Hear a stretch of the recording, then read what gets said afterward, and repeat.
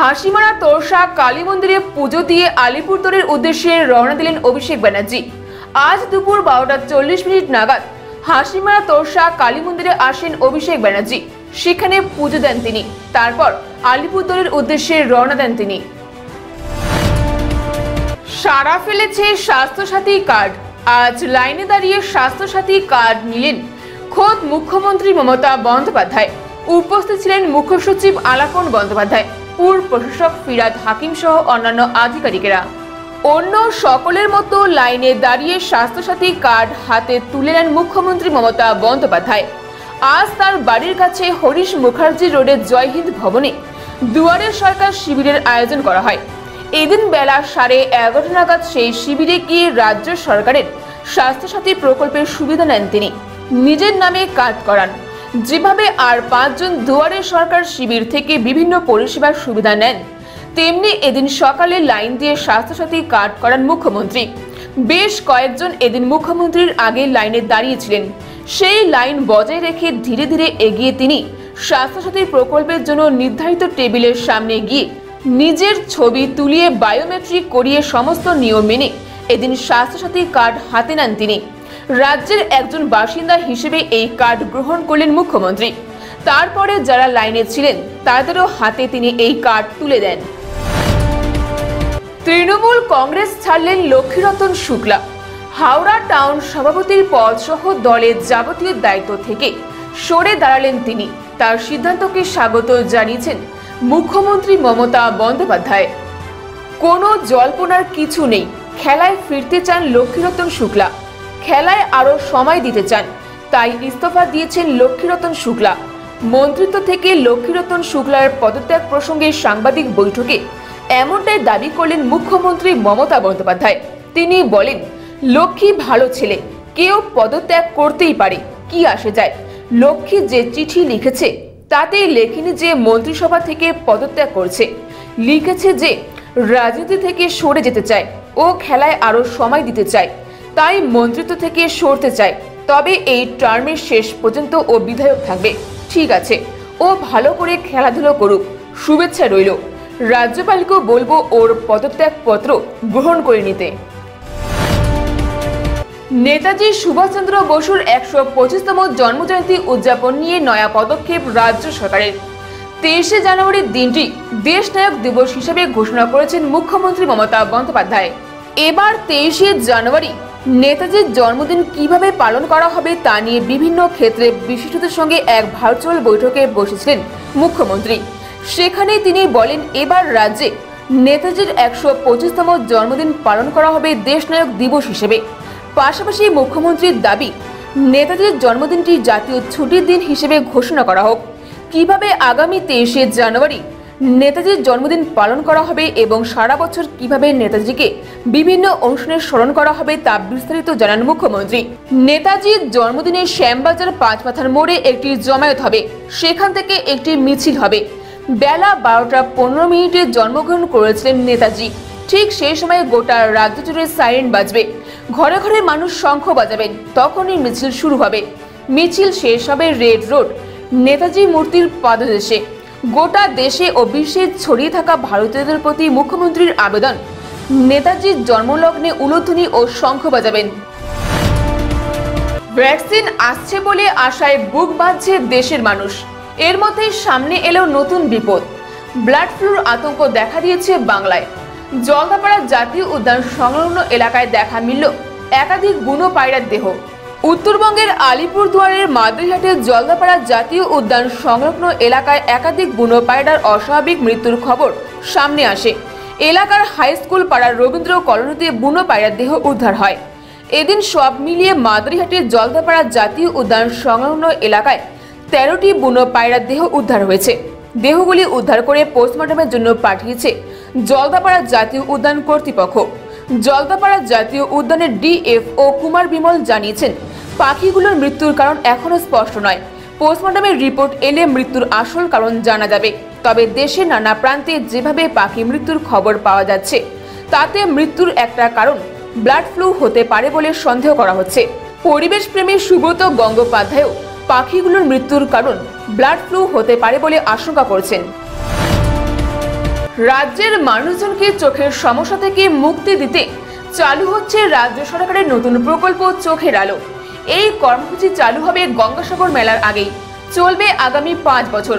এদিন নবান্নে এই প্রকল্পের কথা ঘোষণা করলেন মুখ্যমন্ত্রী মমতা বন্দ্যোপাধ্যায়। প্রকল্পটির লক্ষ্য হবে বয়স্কদের ছানি অপারেশন করা, এছাড়া নবীন থেকে প্রবীণ সবার চোখের চিকিৎসা ও অন্ধত্ব প্রতিরোধ করা। রাজ্যে 20 লাখ মানুষকে সম্পূর্ণ বিনামূল্যে ছানি অপারেশন করা হবে আগামী 5 বছরে। পাশাপাশি তাদের ফ্রিতে চশমা দেওয়া হবে। রাজ্যে মোট 8,25,000 চশমা দেওয়া হবে। করা হবে রাজ্যের স্কুল পড়ুয়াদের বিনামূল্যে চোখের পরীক্ষা, দরকারে বিনামূল্যে তাদের চশমা দেওয়া হবে।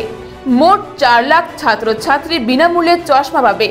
এমনকি অঙ্গনওয়াড়ি কেন্দ্রে যেসব পড়ুয়ারা আসে তাদেরও চোখ পরীক্ষা করা হবে। বিরাট এই কর্মকাণ্ডে জড়িত থাকবেন 300-র বেশি শল্য চিকিৎসক ও 400 টেকনিশিয়ান। মুখ্যমন্ত্রী মমতা বন্দ্যোপাধ্যায় জানান, আজ থেকে রাজ্যের 1200 পঞ্চায়েত ও শহরের 120টি প্রাথমিক স্বাস্থ্য কেন্দ্রে এই প্রকল্প শুরু হয়ে যাবে। পরে সব গ্রাম পঞ্চায়েত ও শহরকে এর আওতায় আনা হবে। আমাদের লক্ষ্য 2025 সালের মধ্যে আই হেলথ ফর অল। একদল যুবকের হুজ্জতি, মহিলা ব্যবসায়ী ও পুলিশ আধিকারিককে হেনস্থা, পরে একদল যুবকের এলাকায় তাণ্ডব চালানো এবং ব্যবসায়ী ও বাসিন্দাদের রাজ্য সড়ক অবরোধের ঘটনাকে কেন্দ্র করে রীতিমতো রণক্ষেত্র হয়ে উঠল গজলডোবা। পুলিশ ও স্থানীয় সূত্রের খবর, এদিন সন্ধে 5:30 নাগাদ ঘটনার সূত্রপাত। 5 থেকে 6 জন যুবক এলাকার একমাত্র ঘোড়ায় টানা গাড়িতে পর্যটন কেন্দ্রটি ঘুরে দেখে নির্ধারিত ভাড়া দিতে অস্বীকার করলে চালকের সঙ্গে তাদের বচসা হয়। ওই যুবকরা অপ্রকৃতিস্থ অবস্থায় ছিল বলে অভিযোগ। সাময়িকভাবে বচসা মিটে গেলেও এরপর এই যুবকেরা পূর্ত সড়কের ধারে একটি মিষ্টির দোকানে চা টিফিন খেয়ে দোকানদারের সঙ্গে বচসা শুরু করে। ওই যুবকরা মহিলা ব্যবসায়ীকে ধাক্কাধাক্কি করে বলে অভিযোগ। ঘটনাস্থলে উপস্থিত মিলনপল্লী ফাঁড়ির পুলিশ গন্ডগোল থামাতে গেলে ওই যুবকরা এসআই সুব্রত সেনকে হেনস্থা করে বলে প্রত্যক্ষদর্শীরা জানিয়েছেন। এরপর পুলিশ ওই যুবকদের দুজনকে আটক করে, বাকিরা পালিয়ে যায়। এরপর আধ ঘন্টা গড়াতে না গড়াতেই বেশ কয়েকজন যুবক কয়েকটি গাড়িতে করে এলাকায় এসে দোকানপাট ভাঙচুর শুরু করে। ধারালো অস্ত্র দিয়ে দোকানের টেবিল চেয়ার ভাঙচুর করে। দোকানগুলির শোকেস উল্টে দেওয়া হয়। ব্যবসায়ী ও বাসিন্দারা গজলডোবা শিলিগুড়ি পূর্ত সড়কে টায়ার জ্বালিয়ে অবরোধে সামিল হন। রোগীর আত্মীয়দের সঙ্গে বচসার জেরে এক যুবকের ওপর হামলা চালানোর অভিযোগ উঠল মালদা মেডিকেল কলেজ ও হাসপাতালের নিরাপত্তা রক্ষীদের বিরুদ্ধে। ওই যুবক নিজের মোবাইলের সমস্ত ঘটনা ভিডিও করায় তার মোবাইল কেড়ে নিয়ে ভেঙে দেয় কর্তব্যরত নিরাপত্তা রক্ষীরা। মোবাইল ভাঙার প্রতিবাদ করলে 10 থেকে 15 জন নিরাপত্তা রক্ষী তাকে তুলে নিয়ে গিয়ে ব্যাপক মারধর করে বলে অভিযোগ। নিরাপত্তা রক্ষীদের মারে মাথায় ও শরীরে গুরুতর আঘাত পেয়ে মেডিকেলে ভর্তি হয়েছেন ওই যুবক। এদিকে এই ঘটনার পরেই রবিবার গভীর রাতে রণক্ষেত্রের আকার নেয় মালদা মেডিকেল কলেজ চত্বর। অভিযোগ, জখম যুবকের সঙ্গে থাকা আত্মীয় পরিজনেরা পাল্টা নিরাপত্তা রক্ষীদের ওপর হামলা চালায়। মেডিকেলে নিরাপত্তা রক্ষীদের অফিসে ভাঙচুর চলে। খবর পেয়ে ঘটনাস্থলে আসে ইংলিশ বাজার থানার বিশাল পুলিশ বাহিনী। উত্তেজিত জনতাকে ছত্রভঙ্গ করে পরিস্থিতি স্বাভাবিক করে। ঘটনায় 2 নিরাপত্তা রক্ষীকে আটক করেছে পুলিশ। জমি জবরদখলে বাধা দিতে গিয়ে আক্রান্ত হলেন ক্যান্সার আক্রান্ত এক বৃদ্ধ। ঘটনাটি ঘটেছে হরিশ্চন্দ্রপুর থানার বারদুয়ারি এলাকায়। হামলাকারীরা তৃণমূল কর্মী বলে জানা গিয়েছে। জমির সীমানা দেওয়া টিনের বেড়া ভাঙচুরে বাধা দেওয়ায় মারধর করে ওই বৃদ্ধের ক্যাথেটার ছিঁড়ে ফেলা হয় বলে অভিযোগ। মারধরে গুরুতর অসুস্থ হয়ে পড়ায় তাকে প্রথমে হরিশ্চন্দ্রপুর হাসপাতালে ভর্তি করা হয়। অবস্থা আশঙ্কাজনক হওয়ায় রাতেই তাকে কলকাতায় রেফার করা হয়। রবিবার বিকেলে থানা থেকে 1 কিলোমিটার দূরে বারদুয়ারি পেট্রোল পাম্পের সামনে ঘটনাটি ঘটে। আক্রান্ত বৃদ্ধ ওই পাম্পের মালিক। হরিশ্চন্দ্রপুর থানার পুলিশ জানিয়েছে, এ নিয়ে এখনো পর্যন্ত কোনো অভিযোগ দায়ের হয়নি। স্থানীয় সূত্রে জানা গিয়েছে, নিজেদের পেট্রোল পাম্পের সামনে থাকা নিজেদেরই জমি টিন দিয়ে ঘিরে রেখেছিলেন রাজীব ভগত। কিন্তু সেই জমি নিজের বলে দাবি করেন প্রেমলতা মণ্ডল নামে এক মহিলা। গতকাল প্রেমলতা মণ্ডলের হয়ে ওই জমি দখল করতে দলবল নিয়ে হাজির হয় বেশ কয়েকজন তৃণমূল কর্মী। তারা টিনের বেড়া ভেঙে দেয়। বাধা দেওয়ায় তারা রাজীব বাবুর বাবা প্রোস্টেট ক্যান্সার আক্রান্ত জগদীশ ভগতের ওপর চড়াও হয়ে তাকে মারধর করে বলে অভিযোগ। এই ঘটনা ঘিরে তুমুল উত্তেজনা ছড়িয়ে পড়ে এলাকায়। তপনের চৌরঙ্গিতে চায় পে চর্চায় যোগ দিলেন রাজ্য বিজেপির সাধারণ সম্পাদক সায়ন্তন বসু। সেখানে রাজ্য সরকারকে তীব্র ভাষায় কটাক্ষ করেন তিনি। সায়ন্তন বসু বলেন, গঙ্গারামপুরে সুপার স্পেশালিটি হাসপাতাল তৈরি হলেও সেখানে বেড নেই। সুপার স্পেশালিটি হাসপাতালটি শুধু নীল সাদা রং করা হয়েছে, সেখানে কোনো ইনজেকশন বা ওষুধ পাওয়া যায় না। তার প্রশ্ন, তবে সুপার স্পেশালিটি হাসপাতাল তৈরি করা হলো কেন?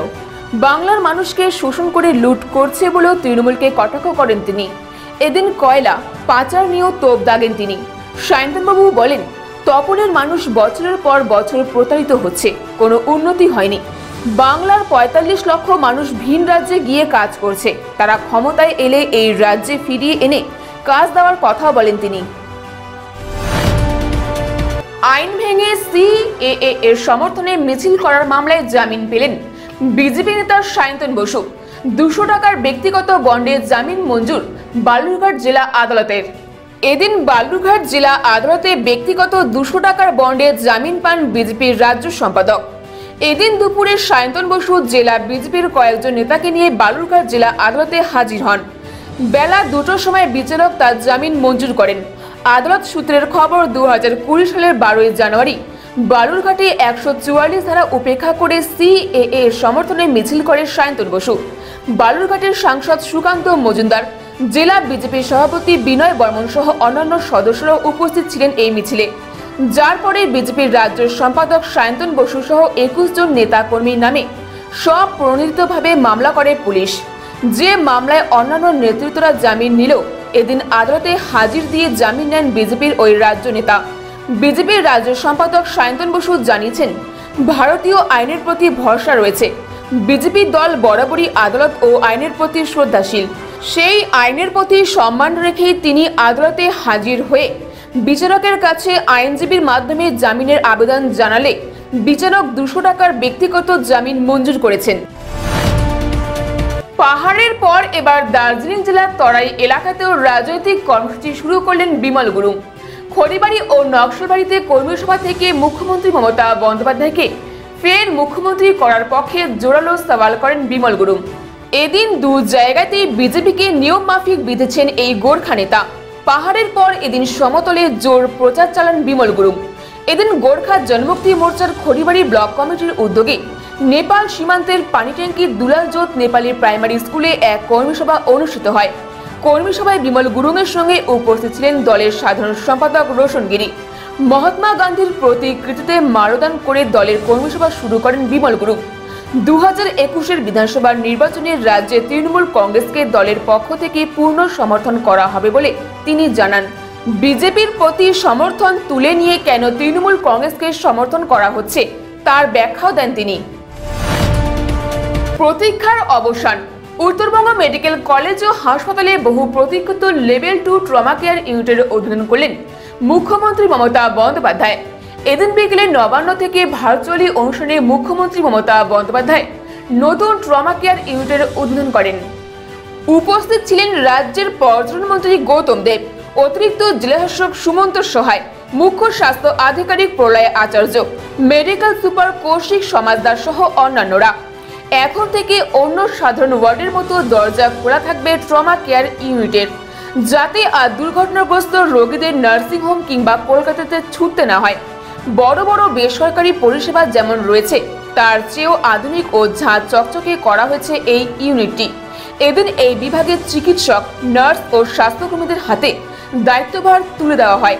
হাসপাতাল সূত্রে জানানো হয়েছে, লেভেল 2 মানের এই ট্রমা কেয়ার ইউনিটটি গড়ে তোলা হয়েছে।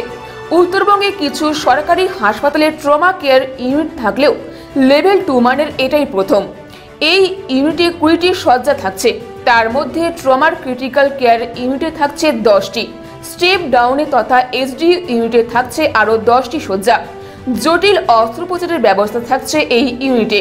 প্রায় 10 কোটি টাকা ব্যয় তৈরি করা হয়েছে এই অত্যাধুনিক ট্রমা কেয়ার ইউনিটটি। এখানে তৎকালের জন্য রয়েছে 2টি অপারেশন থিয়েটার, বিশেষ ক্ষেত্রে অর্থোপেডিক ও নিউরো সার্জারির সুবিধা আছে। কোভিড আবহে গঙ্গাসাগর যাচ্ছেন না মুখ্যমন্ত্রী মমতা বন্দ্যোপাধ্যায়। রাজ্যের মানুষকে এবারে সাগরে না যাওয়ার আবেদন জানিয়েছেন তিনি জানিয়েছেন, ভিন রাজ্য থেকে অতিথিরা আসুন, অনলাইনে স্নান দেখুন, উল্লেখ্য, আগামী 9 জানুয়ারি শুরু হচ্ছে গঙ্গাসাগর মেলা, চলবে 16 জানুয়ারি পর্যন্ত। করোনা পরিস্থিতির মধ্যে চূড়ান্ত প্রস্তুতি চলছে। মেলার স্বাস্থ্যবিধির ওপর ইতিমধ্যে নজর দেওয়া হয়েছে। মেলা পরিচ্ছন্ন রাখতে একগুচ্ছ ব্যবস্থা নিয়েছে প্রশাসন। মেলার মাঠে তৈরি হয়েছে হাসপাতালও। কথা ছিল মুখ্যমন্ত্রী মমতা বন্দ্যোপাধ্যায় সেই প্রস্তুতির সরেজমিনে খতিয়ে দেখতে যাবেন। আগামী 8 ও 9 জানুয়ারি গঙ্গাসাগরে থাকবেন তিনি। এর পাশাপাশি নামখানায় তার প্রশাসনিক বৈঠক করার কথা। তবে এই পরিকল্পনা বাতিল হয়েছে। কোভিড আবহে সকলকে ভার্চুয়ালি গঙ্গাসাগর দর্শনের আর্জি জানিয়েছেন মুখ্যমন্ত্রী মমতা বন্দ্যোপাধ্যায়। চা বাগানে জনসংযোগে আসলেন সর্বভারতীয় তৃণমূল কংগ্রেসের সাধারণ সম্পাদক তথা তৃণমূলের মুখপাত্র দেবাংশু ভট্টাচার্য। টিএমসিপির উদ্যোগে এদিন তিনি যান মেটলি ব্লকের নাগেশ্বরী চা বাগানে। সেখানে শ্রমিকদের বাড়ি বাড়ি গিয়ে তিনি কথা বলেন। এদিন সকালে দেবাংশু প্রথমে যায় মেটলির ডাক বাংলোতে। সেখানে স্থানীয় টিএমসিপি কর্মীরা তাকে বরণ করে নেয়। এরপর তিনি যান নাগেশ্বরী চা বাগানে। এদিন দেবাংশু বলেন, উত্তরবঙ্গের বিভিন্ন জেলায় এই জনসংযোগ করা হচ্ছে। এছাড়াও স্থানীয় তৃণমূল নেতা কর্মীদের সঙ্গে রাজনৈতিক আলোচনা করা হচ্ছে। সরকারের বিভিন্ন উন্নয়নমূলক কাজের কথা জনগণকে বলার পাশাপাশি বিজেপির ভাওতা নীতির বিষয়ে প্রচার করা হচ্ছে। সদ্য বিজেপিতে যাওয়া বিধায়ক শুক্রা মুন্ডা প্রসঙ্গে তিনি বলেন, তিনি বহুদিন থেকে বিজেপির হয়ে কাজ করছিল। চা বাগান ও উত্তরবঙ্গের মানুষ দিদির সঙ্গে আছে। মানুষ বিজেপির ভাওতাবাজি বুঝে গিয়েছে। এবারের বিধানসভা ভোটে পশ্চিমবঙ্গ থেকে বিজেপি নির্মূল হয়ে যাবে। দিল্লিতে আন্দোলনরত কৃষকদের নিয়ে দেবাংশু বিজেপিকে খোঁচা দেয়। পারিবারিক জমি নিয়ে সংঘর্ষের জেরে আহত হলেন 5 জন। ঘটনাটি ঘটেছে চোপড়া থানার দাসপুর গ্রাম পঞ্চায়েতের উত্তর নাহারগঞ্জ গ্রামে। আহতদের দলুয়া ব্লক প্রাথমিক স্বাস্থ্য কেন্দ্রে পাঠানো হয়েছে। ঘটনায় এলাকায় ব্যাপক চাঞ্চল্য ছড়িয়েছে। ঘটনাস্থলে পুলিশ পৌঁছে পরিস্থিতি নিয়ন্ত্রণে আনেন।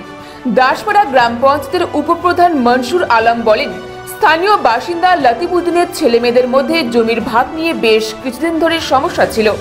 এ ব্যাপারে একাধিকবার সালিশি বৈঠকও হয়েছে। এদিন ভাইদের মধ্যে মারপিটের ঘটনায় ব্যাপক উত্তেজনা ছড়িয়ে পড়ে। হাতাহাতি ও পাথরের আঘাতে 5 জন জখম হয়েছেন। স্থানীয় সূত্রে জানা গিয়েছে, 4 ভাইয়ের মধ্যে 2 ভাইকে বাবা কিছু জমি রেজিস্ট্রি করে দেওয়াতে পারিবারিক কোন্দল শুরু হয়। এই সমস্যা নিয়ে মাঝে মধ্যেই ভাইদের ঝামেলা লেগেই থাকতো। এদিন সকালে বচসার মধ্যে সংঘর্ষ লেগে যায়। অসুস্থ মহকুমা পরিষদের প্রাক্তন সভাধিপতি ও বামপন্থী নেতা অনিল সাহা। অনিল সাহাকে দেখতে তার বাড়িতে গেলেন পর্যটনমন্ত্রী গৌতম দেব। অনিল সাহার হাত হাতে রেখে অসুস্থতার কথা জিজ্ঞাসা করেন মন্ত্রী। পাশাপাশি কিভাবে তার চিকিৎসা হচ্ছে সমস্ত বিষয়ে পরিবারের সঙ্গে আলোচনা করেন তিনি। অন্যদিকে সাংবাদিকদের মুখোমুখি হয়ে পর্যটনমন্ত্রী গৌতম দেব জানান, তার বয়সটা অনেক বেশি, বিভিন্ন শারীরিক সমস্যা রয়েছে। অনিল সাহার সঙ্গে আমার 40 বছরের পরিচয়। ছাত্র জীবন থেকেই তাকে দেখে এসেছি। লকডাউনের পর 1 জানুয়ারি থেকে ফের দৈনিক বাজার খুলল। বাজার খোলায় খুশি বাতাবাড়ির চৌরঙ্গিহাট ফার্ম বাজারের ব্যবসায়ীরা। শুধুমাত্র স্থানীয় ব্যবসায়ীরাই দৈনিক বাজারে দোকান দিতে পারবেন। করোনার জন্য লকডাউনের জেরে গত মার্চ মাস থেকে দৈনিক বাজার বন্ধ হয়ে যায়। ধীরে ধীরে বাজারঘাট স্বাভাবিক হলেও দৈনিক বাজার আর এখানে বসেনি। সেই বাজার চলে যায় ফার্ম বাজার সংলগ্ন কিষাণ মান্ডিতে। আগে শুধুমাত্র প্রতি সোমবার সাপ্তাহিক হাট বসত কিষাণ মান্ডিতে। পরে করোনার জন্য প্রতিদিন কিষাণ মান্ডিতে বাজার বসতে শুরু করে। ফলে ফার্ম বাজারের ব্যবসা মার খাচ্ছিল বলে অভিযোগ ব্যবসায়ীদের। কারণ সাধারণ মানুষ কিষাণ মান্ডিতেই বাজার করতে যেতেন। 1 জানুয়ারি থেকে আবার ফার্ম বাজারে দৈনিক বাজার শুরু হয়। ভিড় এড়াতে খুব কম সংখ্যক দোকান থাকছে। জাতীয় সড়কের অনেক দূরে লাগানো হচ্ছে দোকান।